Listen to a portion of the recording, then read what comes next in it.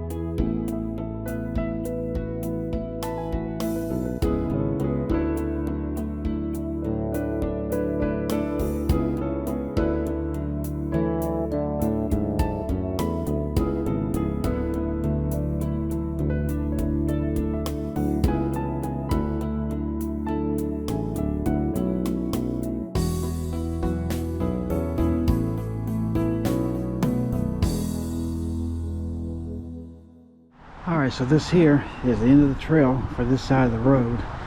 I will walk back and then I'll pick up another time lapse crossing the street and showing you the azalea garden area.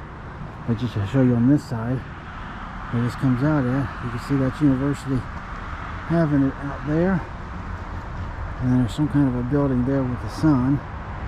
So let's head back and we'll pick this up. Okay, right up here is the road that we'll cross, and then I'll do a time lapse starting on this side until we get to the other side, and I'll keep going and show you that area via time lapse.